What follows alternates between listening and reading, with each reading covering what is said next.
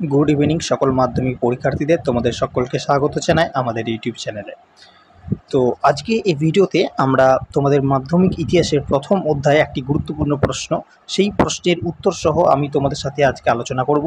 প্রশ্নটি মাধ্যমিকের জন্য যথেষ্ট গুরুত্বপূর্ণ, শুধুমাত্র মাধ্যমিক নয়, মাধ্যমিকের টেস্ট পরীক্ষার জন্য গুরুত্বপূর্ণ।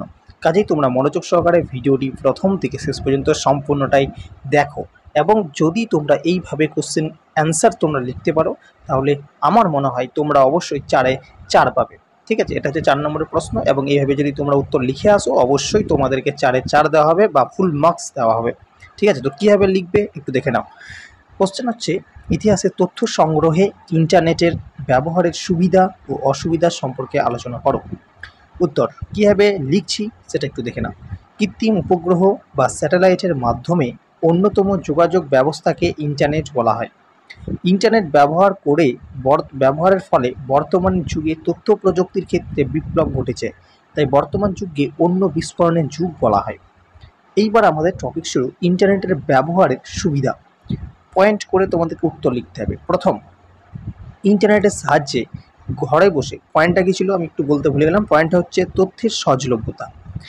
কী হবে ব্যাখ্যা? ইন্টারনেটের সাহায্যে ঘরে বসে দেশ দুনিয়ার অসংখ্য তথ্য নিমিষের মধ্যে জানা যায় বা নিমিষের জন্য জানা যায়, যা ইতিহাস রচনায় সাহায্য করে। দ্বিতীয় পয়েন্ট, সহজে মূল তথ্য ও ছবি সংগ্রহ। ইন্টারনেটের সাহায্যে বিভিন্ন বিষয়ের মূল্য তথ্য ও তার ছবি পাওয়া যায়, যার ফলে বিশেষ বিষয় সম্পর্কে সঠিক ইতিহাস রচনা করা সম্ভব হয়।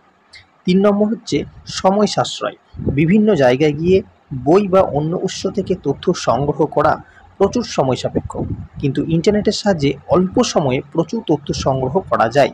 এটি হচ্ছে তোমাদের ইন্টারনেটের সুবিধা। এবার হচ্ছে তোমাদের ইন্টারনেটের অসুবিধা। কি? প্রথম পয়েন্ট, প্রাপ্ত তথ্যের নির্ভরযোগ্যতার অভাব। ইন্টারনেটে প্রাপ্ত বিভিন্ন তথ্য কতটা নির্ভরযোগ্য বা কতটা বিশ্বাসযোগ্য তা যাচাই করা কঠিন হয়ে পড়ে। অনেকে নিজের মন গড়া বা বিকৃতি তথ্য সংযোগ করে থাকে। দ্বিতীয় পয়েন্ট, পরস্পর বিরোধী তথ্য। ইন্টারনেটের বিভিন্ন ওয়েবসাইটে একই বিষয়ে বিভিন্ন ধরনের ও পরস্পর বিরোধী তথ্য পাওয়া যায়, যে তথ্যগুলি ইতিহাস রচনায় বিভ্রান্তির সৃষ্টি করে। 3 নম্বর পয়েন্ট, তথ্যের অসম্পূর্ণতা।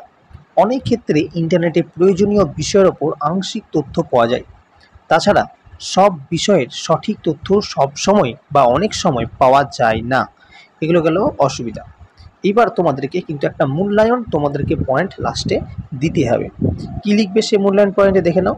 ইতিহাসের তথ্য সংগ্রহে ইন্টারনেট বিশেষভাবে সহায়ক হলেও এই ব্যবস্থা ত্রুটিমুক্ত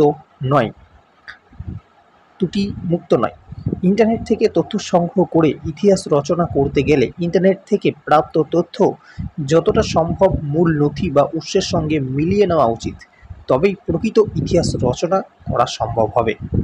তো এইভাবে যদি তোমরা তোমাদের উত্তরটি পরীক্ষায় খাতায় যদি উপস্থাপনা করো অবশ্যই তোমাদেরকে 4-এ 4 মার্কস বরাদ্দ করা হবে, কোনো অংশে কাটা হবে না। তো কেমন লাগলো ভিডিওটি অবশ্যই তোমরা জানাবে। ভিডিওটি ভালো লাগলে অবশ্যই লাইক দেবে। আজকের টপিক এটা ছিল।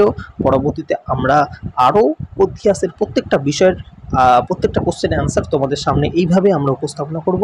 কাজে ভিডিওগুলি তোমরা সব দেখবে, এবং আমার চ্যানেলে যদি নতুন দর্শক হয়ে থাকো অবশ্যই চ্যানেলটিকে সাবস্ক্রাইব করে দেবে। এটি তোমাদের কাছে বিনীত অনুরোধ। ধন্যবাদ সকলকে সম্পূর্ণ ভিডিওটি দেখার জন্য।